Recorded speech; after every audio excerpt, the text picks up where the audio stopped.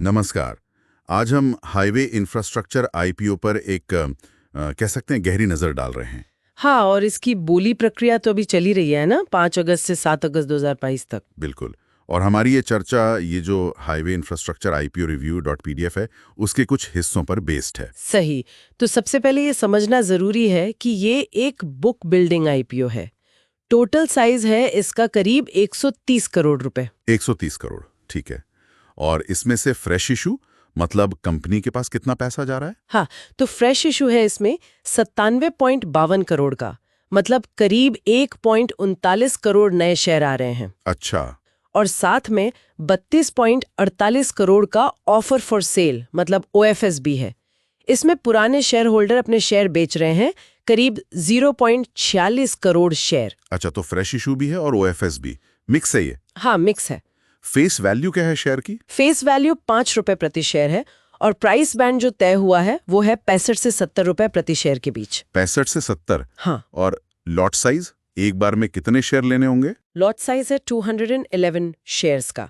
तो अगर 70 रुपए के अपर प्राइस बैंड पर देखें तो एक लॉट के लिए करीब 14,770 रुपए का मिनिमम इन्वेस्टमेंट लगेगा रिटेल में। समझ गया, 14,770। और एक चीज जिसकी खूब चर्चा हो रही है वो है इसका जीएमपी, ग्रे मार्केट प्रीमियम। उस पर आएंगे। हाँ, बिल्कुल। पर पहले ये बताइए लिस्टिंग कहाँ होगी?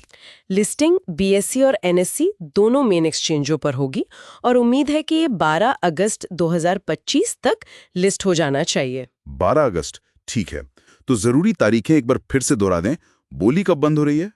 बोली बंद हो रही है 7 अगस्त 2025 को, फिर अलॉटमेंट फाइनल होगा 8 अगस्त को। और जिनको शेयर नहीं मिलते उनका पैसा रिफंड कब तक आएगा? रिफंड्स 11 अगस्त से शुरू हो जाने चाहिए और फिर जैसा कहा 12 अगस्त को संभावित लिस्टिंग। चलिए अब आते हैं उस हॉट टॉपिक पर, जीएमपी। ग्रे मार्केट में क्या चल रहा है?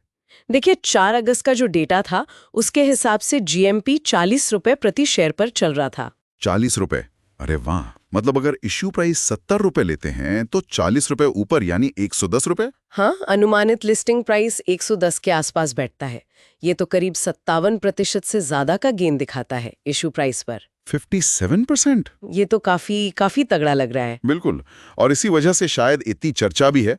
पर यहाँ एक बात मतलब सावधानी रखनी जरूरी है। हाँ, वही। जीएमपी जो है वो कोई गारंटी नहीं है, ये बस मार्केट के सेंटिमेंट का एक इंडिकेटर है और ये बहुत तेजी से बदलता है, यू नो। हाँ, ये बहुत जरूरी पॉइंट है।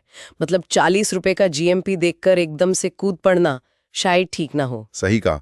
असल लिस्टिंग तो सब्सक्रिप्शन कैसा रहता है, मार्केट का मूड कैसा है उस दिन, उन सब बातों पर निर्भर करेगी। ये सिर्फ एक इशारा है। बिल्कुल।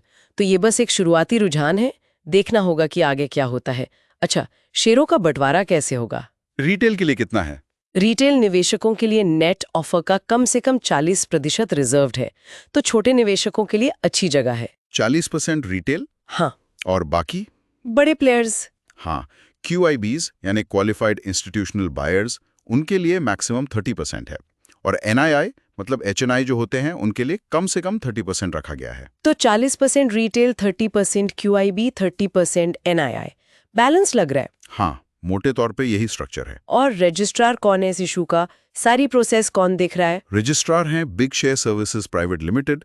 अलॉटमेंट, रिफंड ये सब वही मैनेज करेंगे। ठीक है। तो कुल मिलाकर देखें, हाईवे इंफ्रास्ट्रक्चर आईपीओ साइज ठीक ठाक है, फ्रेश इशू और ओएफएस दोनों हैं, और सबसे बड़ी बात जीएमपी फिलहाल तो काफी मजबूत दिख रहा है। हाँ, फिलहाल तो यही तस्वीर है।